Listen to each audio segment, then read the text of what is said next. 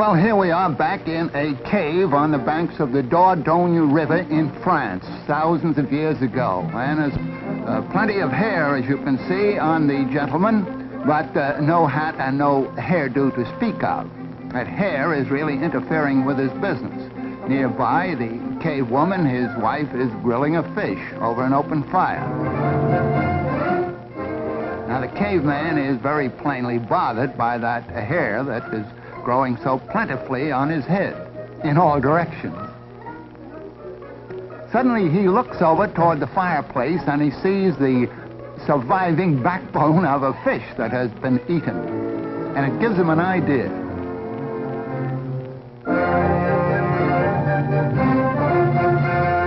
Now, I don't say that we have proof that this happened, but it could have happened, and some such original discovery must have been made. Now, see what he does with the backbone of that fish. Puts up his hair as best he can and uses the backbone, or part of it, as a side comb to hold it in place. Let's imagine, at least, that that was the first hairdo.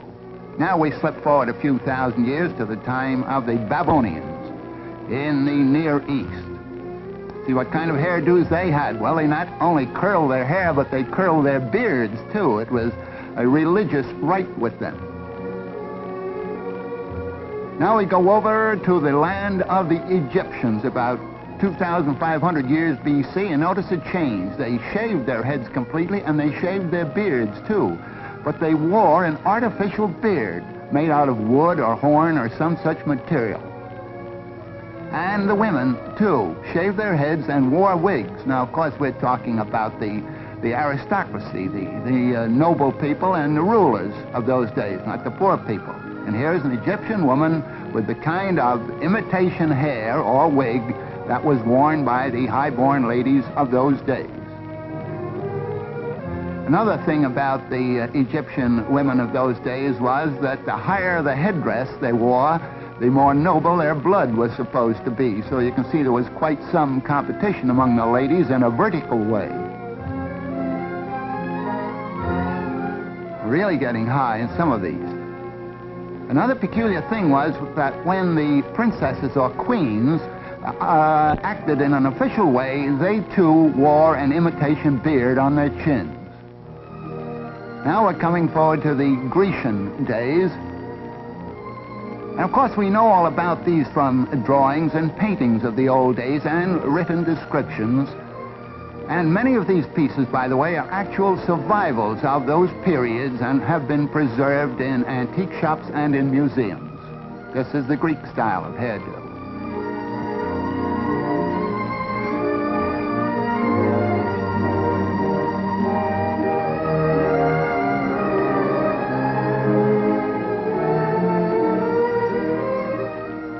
Of course, at all ages, a scarf was often used as a covering for the hair, with or without a hat on top of that.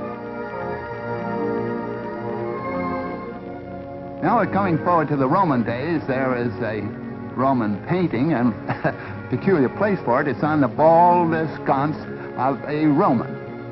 And here we have one of the Roman ladies of the court of Augustus Caesar. And this is the kind of wig that she wore.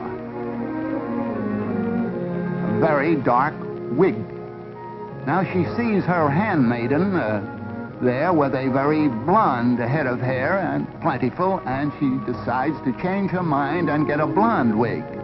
Whereupon the poor handmaiden has her hair cut off and made into a wig for the patrician Roman lady. Here we see her now with a blonde wig.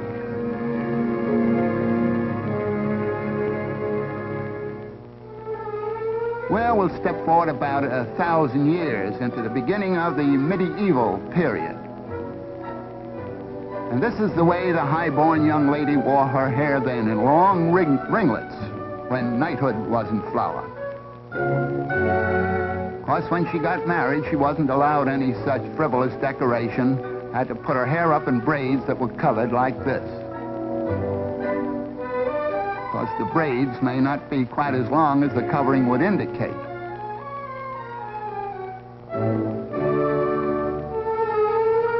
Just a little added decoration.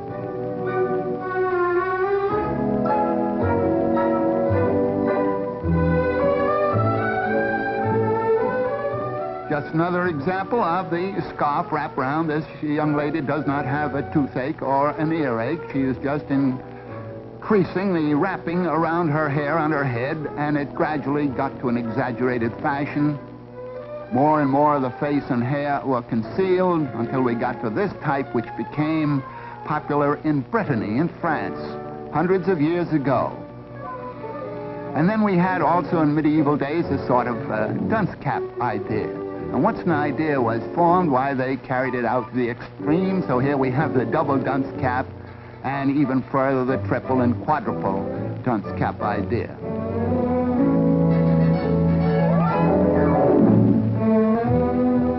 And of course, further decorations were added.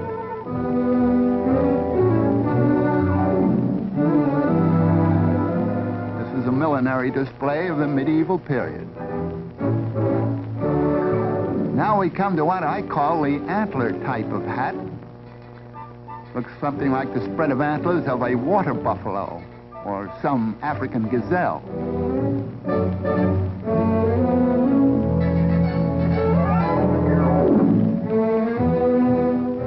And this might be the ox type of decoration. This was popular, by the way, in England.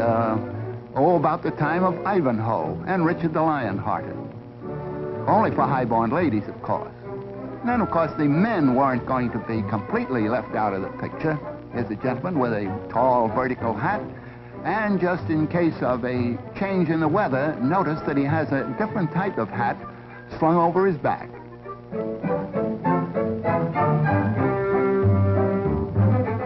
Well, we're coming down through the ages a little bit, but not making much progress in the millinery department. This chap has a whole counter's worth of cloth on his head.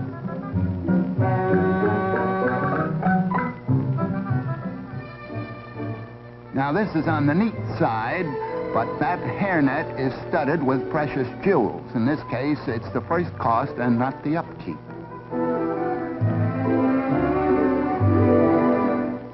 Here we have what is often called a Holbein type of hat, because that famous painter gave us many canvases with models wearing that kind of picture hat.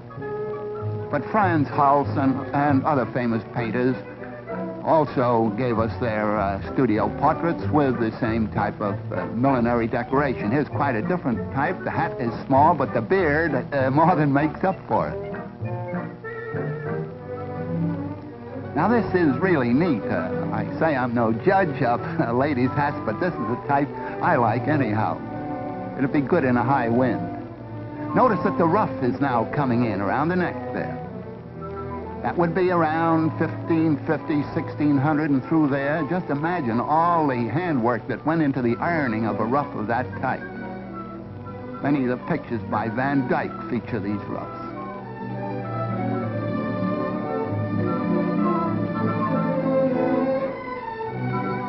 Here we're going into the vertical decoration again. You notice how it switches from the horizontal to the vertical and back again. High, low.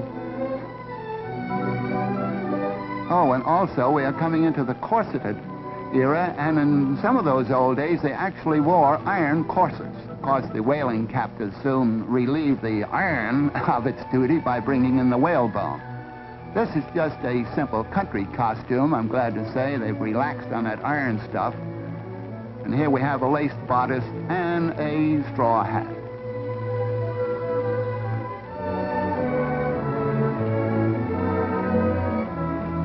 Now we're coming into the 17th and 18th centuries.